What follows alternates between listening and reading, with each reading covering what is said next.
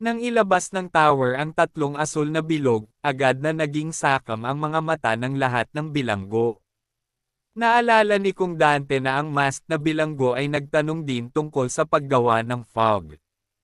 Posible kayang hindi ang hamog sa labas ang tinutukoy nila, kundi ang mga asul na bilog na ito.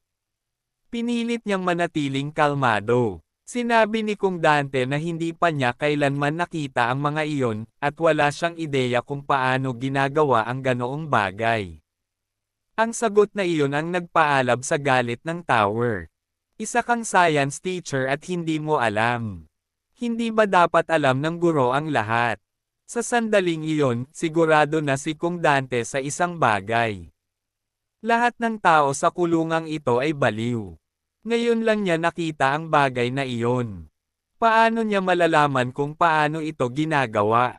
Nagmadilim ang mukha ng tower.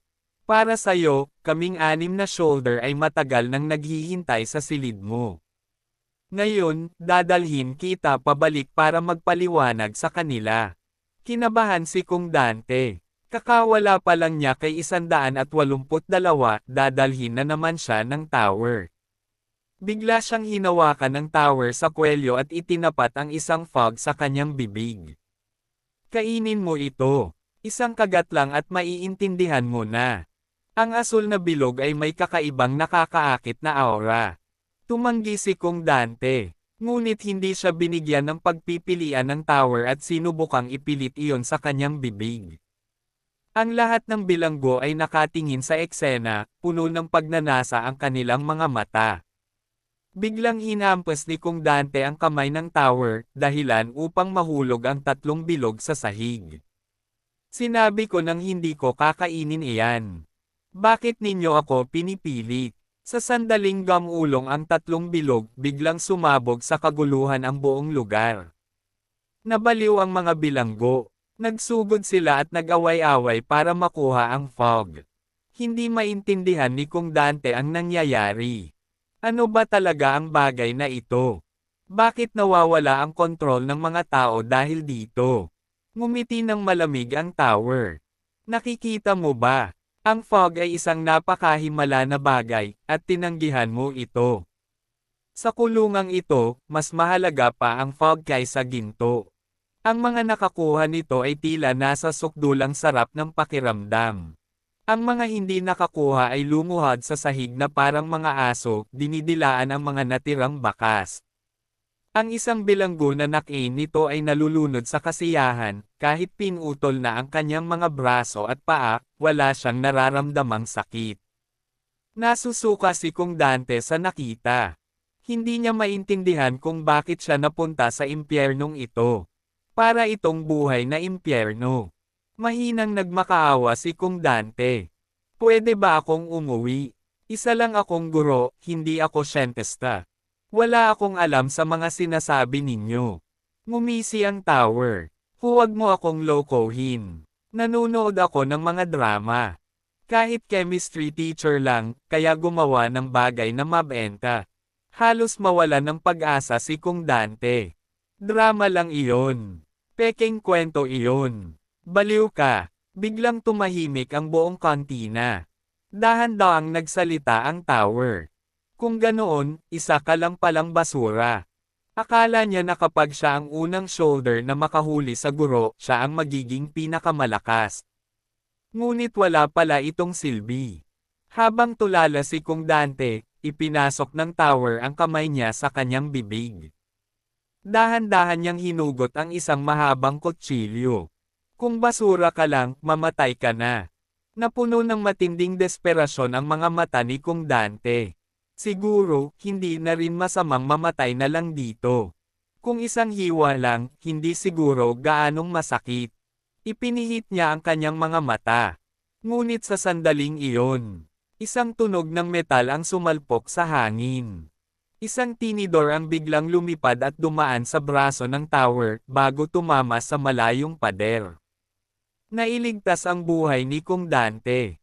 Nang tingnan ng tower ang kanyang braso, halos kalahati nito ang naputol. Mabilis siyang lumingon, upang makita kung sino ang umatake sa kanya.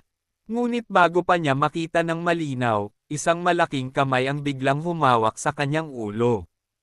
Mahigpit nitong dinurog ang kanyang bungo. Nang tingnan niya ng mabuti, napansin niyang iisa lang ang braso ng taong iyon. Ikaw. Nagulat ang tower. Hindi ko akalaing kikilos ka. Lumaki ang mga mata ni Kong Dante. Si 182 ang dumating. Madilim ang boses ni 182 habang nagsalita. Nasa ilalim siya ng proteksyon ko. Kapag hinawakan mo siya, papatayin kita. Pagkatapos ng mga salitang iyon, sinipa ni 182 ang tower. Diretsyong tumama ang paa niya sa leeg ng tower. Sa lakas ng sipa, nabali agad ang gulugad ng tower. Agad umatras si 182 matapos ang atake. Napatulala ang lahat ng bilanggo. Ang tower, isa sa 6 na dakilang shoulder, ay bumagsak sa isang iglap. Doon lang napagtanto ni Kong Dante kung gaanong kalakas si 182. Sumigaw ang mga bilanggo sa tuwa. Isang bagong shoulder ang ipapanganak. Sabihin mo ang pangalan mo. Ngunit wala itong pakialam kay 182. Lumingon siya kay Kong Dante. Guro, umuwi na tayo. Isinabot niya si Kong Dante sa kanyang balikat at naglakad palayo. Akala ng mga bilanggo na, teacher, ang pangalan ni 182. Paglabas nila ng kantina, maluwag na nakahinga si Kong Dante. Hindi siya makapaniwala habang nakatingin kay 182. Ang lalaking ito ay malayo sa pagiging mahina. Sa wakas ay nagtanong siya. Bakit ka sumali sa klase tungkol sa kamote? Dahil ba iyon sa fog? Mabilis na sumagot si 182. Kaya mo bang gumawa ng fog? Nangilabot si Kong Dante. Hindi ko kaya. Nakikiusap ako, tigilan mo na ang usapan tungkol sa fog. Pagkatapos ay ipinaliwanag ni 182 kung bakit siya sumali. Noong araw na iyon, naglalakad lang siya sa lugar ng may mahabang pila na hamarang sa daan niya. Sinabihan niya ang isang bilanggo na tumabi.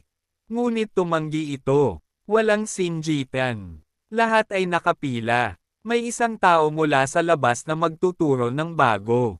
Mahirap makakuha ng slot. Kailangan mo ring pumila. Sa una, wala siyang interes. Ngunit nang marinig niyang magbibigay ng bagong damit, bigla siyang nangganyo. Matagal na siyang walang bagong damit, kaya sumingit siya sa pila. Pagkarinig nito, natulala si Kong Dante. Iyon lang pala ang dahilan kung bakit siya nag-enroll. Kung ganoon, bakit mo ako iniligtas? Tanong niya. Simple lang ang sagot ni 182. Dahil suot mo ang damit ko. Nasa ilalim ka ng proteksyon ko. Pagkatapos ay sinabi niya na may pagkadiri. At saka, umihi ka sa pantalon mo.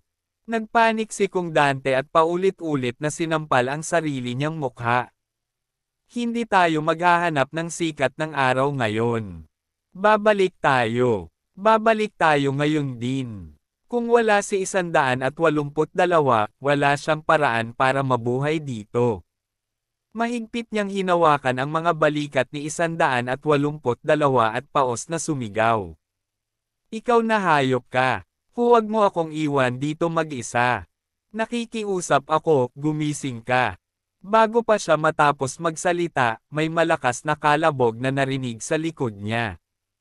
Isang lalaki ang lumapit, itinataas ang kanyang mga talukap ng mata upang tingnan, at dahan-dahang nagsabi.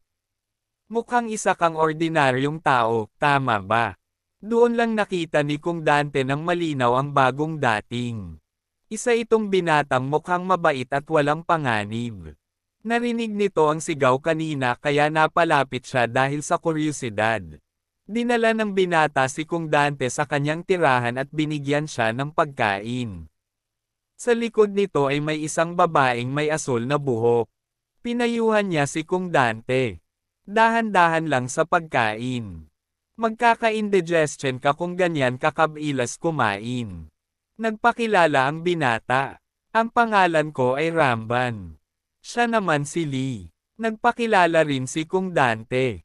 Ako si Kung Dante. Ito ang unang pagkakataon sa kulungang ito na may nakausap siyang mga taong normal ang pakikipag-usap. Hindi niya inaasahan na may babae pa pala sa lugar na ito. Tumawa ang babae. Iniisip ko ngang magpagupit ng maikli at magpanggap na lalaki. Sa Tofu Village, masyadong kapansin-pansin ang mga babae. Ipinaliwanag ni Ramban. Galing kami sa mas malalim na bahagi ng lugar na ito. Habang papalapit ka sa gitna, mas nawawala ang konsepto ng mga blok ng kulungan. Sa kanilang pag-uusap, nalaman ni Ramban na hindi bilanggo si Kung Dante, kundi ikinidnap lamang.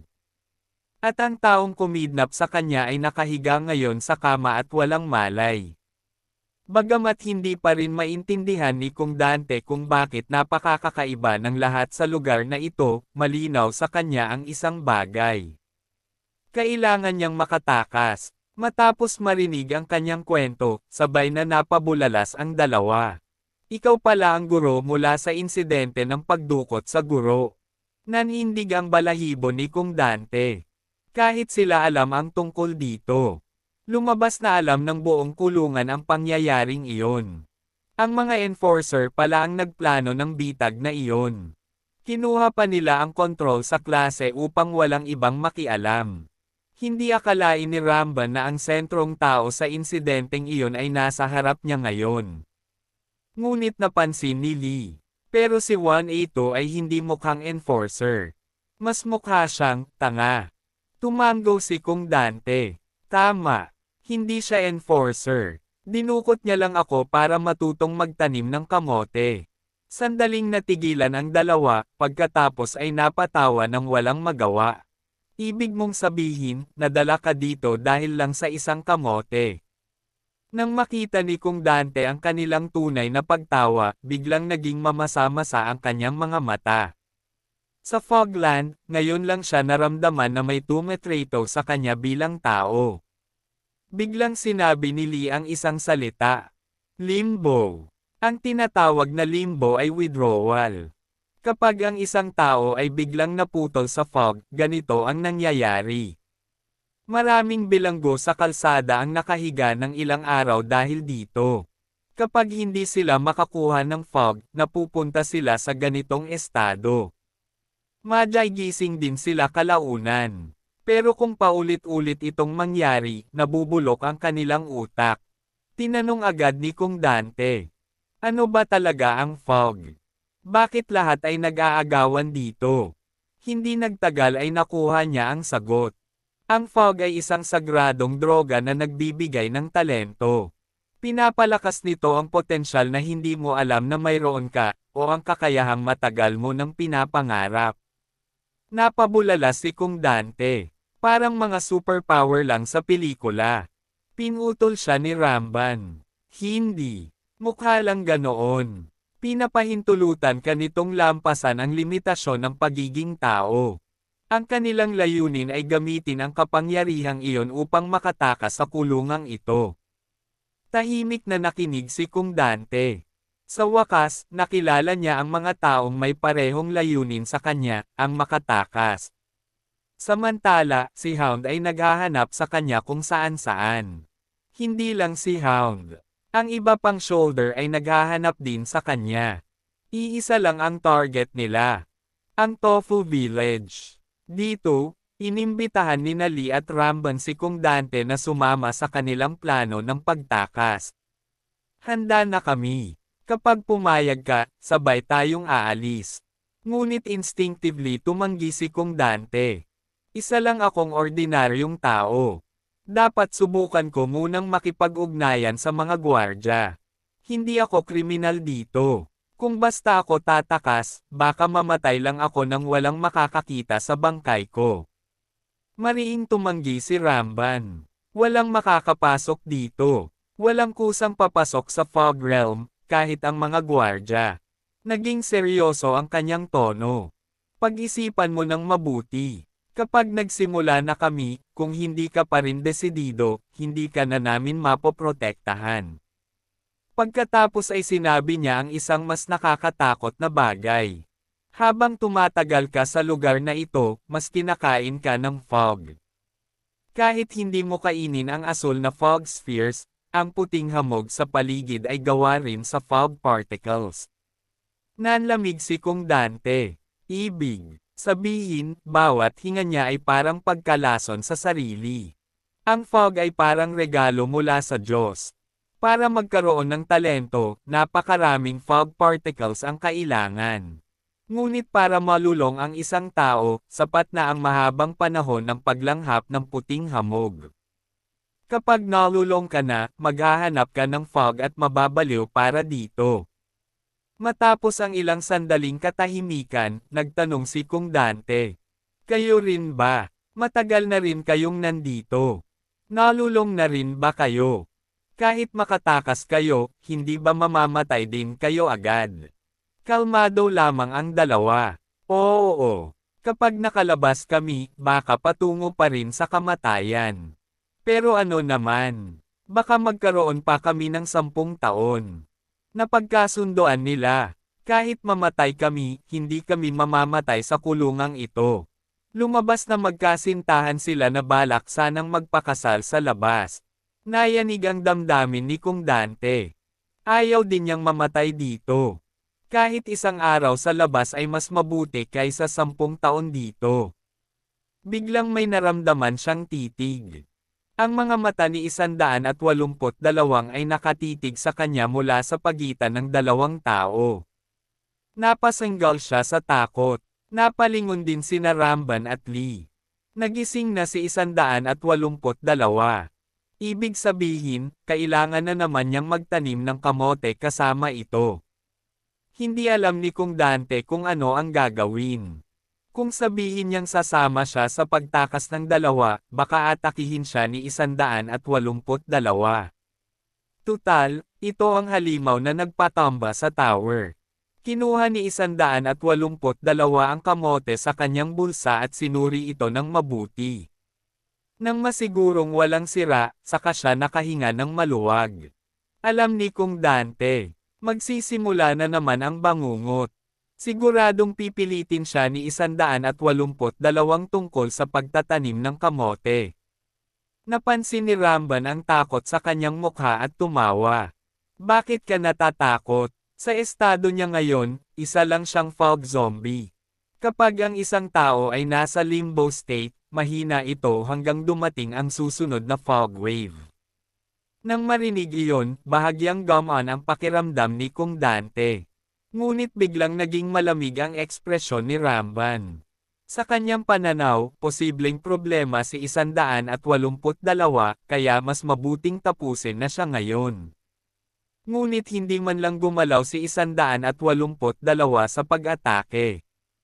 Parang wala siyang pakialam sa lahat. Natarante si Kung Dante at sumigaw. Tigil! Huwag kayong mag-away. Lumapit siya kay 182. Aalis na ako dito. Hindi ko na kailangan ang proteksyon mo. Magkanya-kanya na tayo. Walang pakialam si 182 sa pag-alis niya. Isang bagay lang ang gusto niyang malaman. Paano magtanim ng kamote? Napabuntong hininga si Kung Dante. Kinuha niya ang kamote at nagbuhos ng tubig sa isang tasa. Tingnan mo ng mabuti. Matibay ang kamote.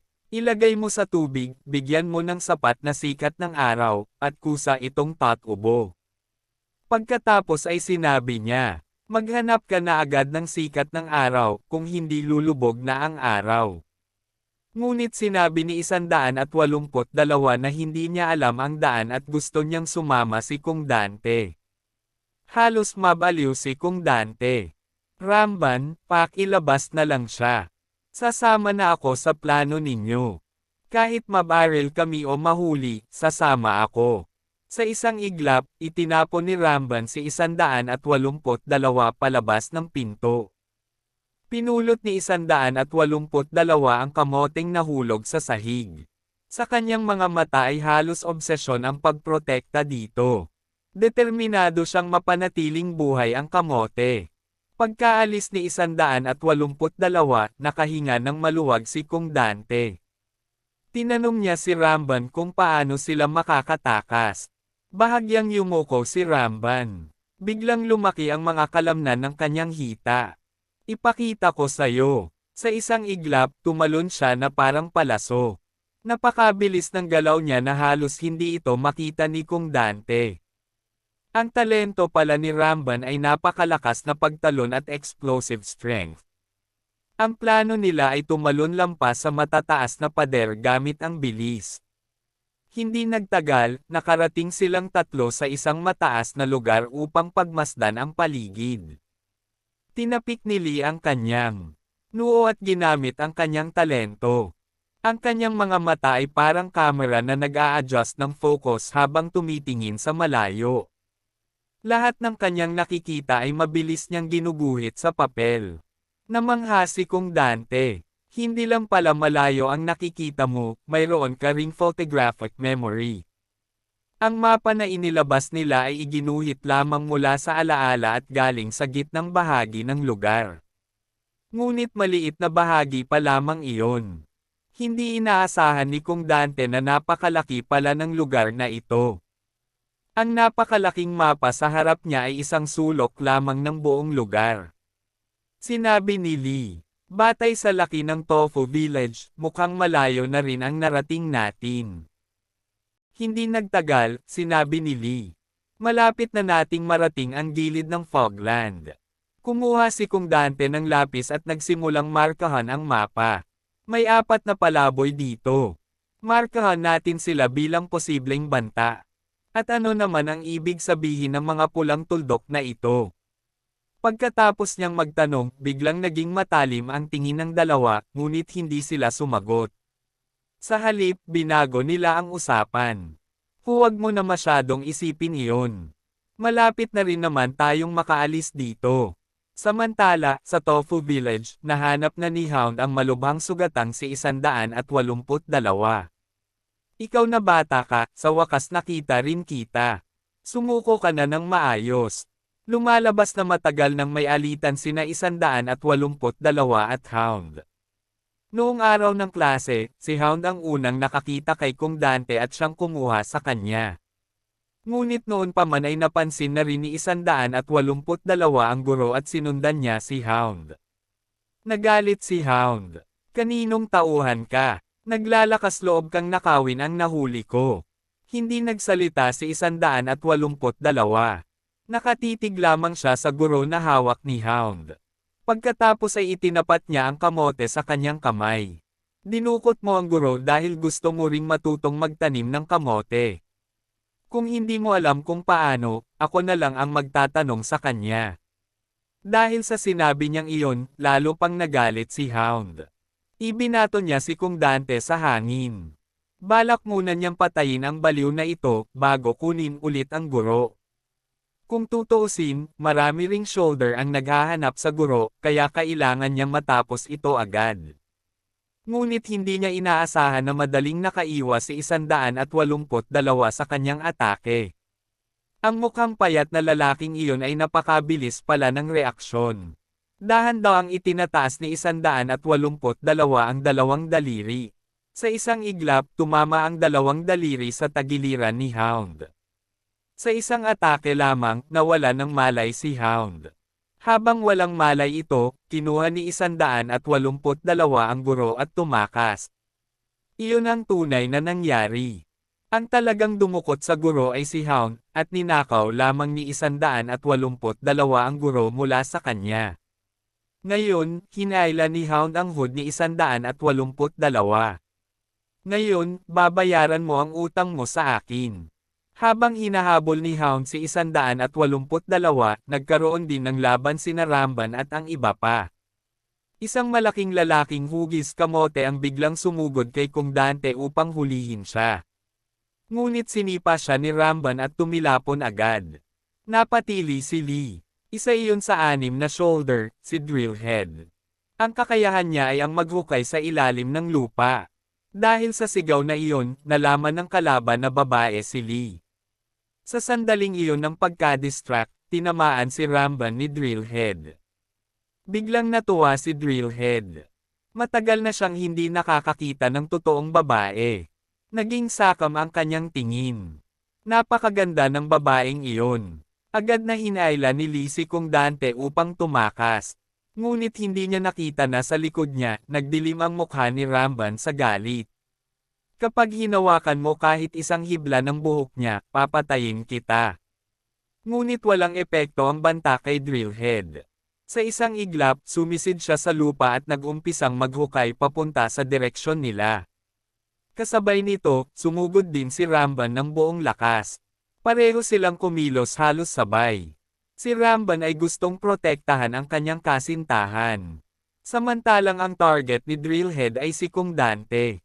Sa sandaling lumapag si Ramban, biglang sumabog mula sa lupa si Drillhead sa kabilang panig. Kasama niya si Kung Dante, at agad siyang naghukay palayo. Kinuha ni Drillhead si Kung Dante. Nagbago ang mukha ni Ramban. Napakabilis ng paghuhukay ni Drillhead, gumugulong siya sa ilalim ng lupa nang walang tigil. Sa ibang lugar, dinala na ni Hound si 182 pabalik sa kanyang base. Punong-puno ng sugat at pasa ang katawan ni 182. Sinubukan ng mga tauhan ni Hound na paaminin siya.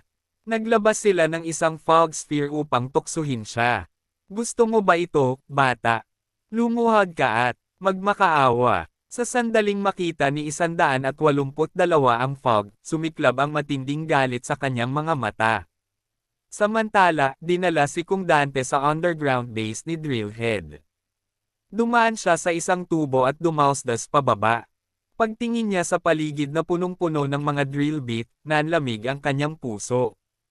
Ito ang teritoryo ni Drillhead. Halos sigurado siyang wala na siyang pag-asa. Patuloy na ini-interrogate ng mga tauhan ni Hound si 182.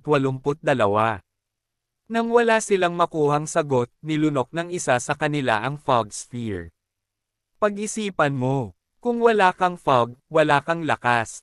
Ngunit sa sandaling lumunok siya, biglang kagat ni 182 ang kanyang leeg.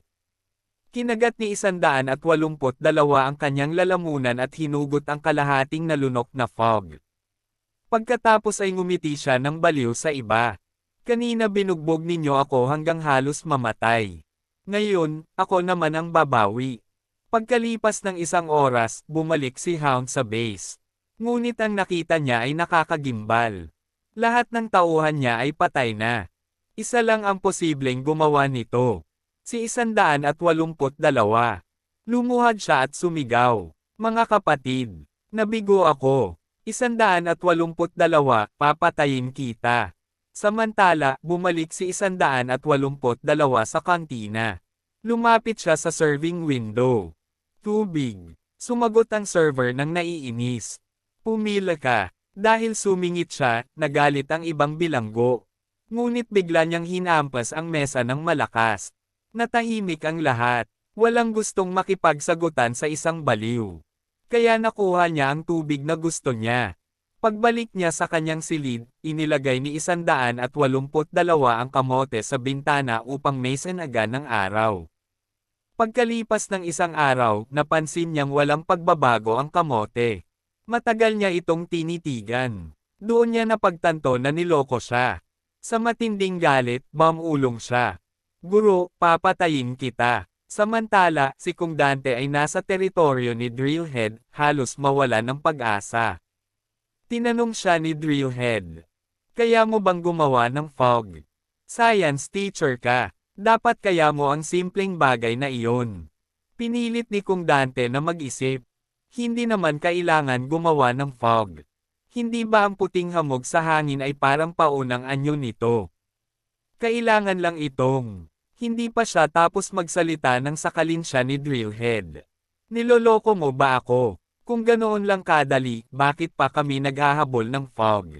Hindi mo basta makokolekta ang fog sa hangin. Kailangan itong tipunin at i-compress. Biglang naliwanagan si Kung Dante. Bilang science teacher, pamilyar siya sa prinsipyong iyon.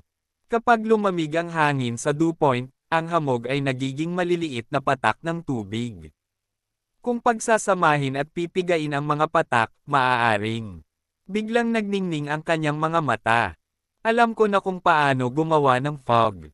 Sa loob ng 2 oras, sinubukan niyang isagawa ang kanyang teorya.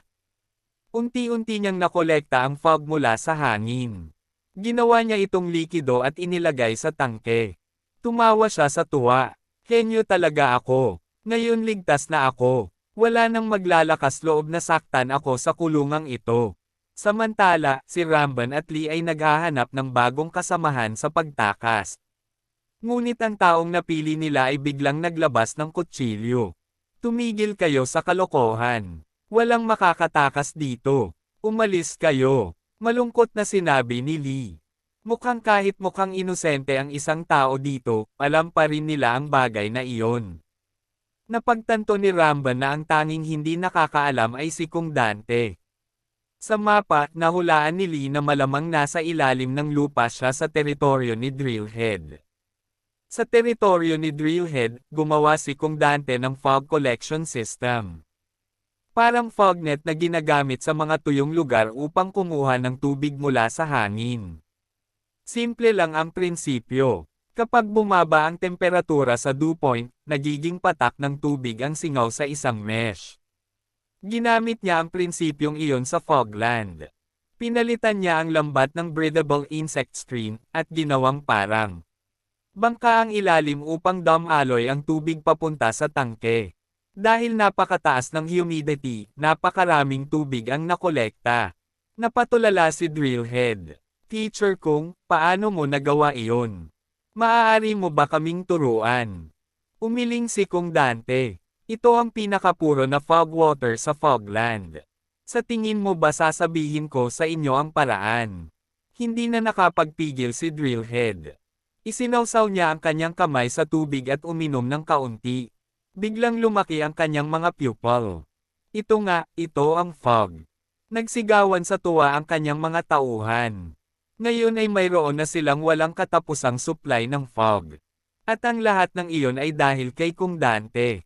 Sa isang iglap, siya ay naging tagagawa ng fog sa ilalim ng lupa.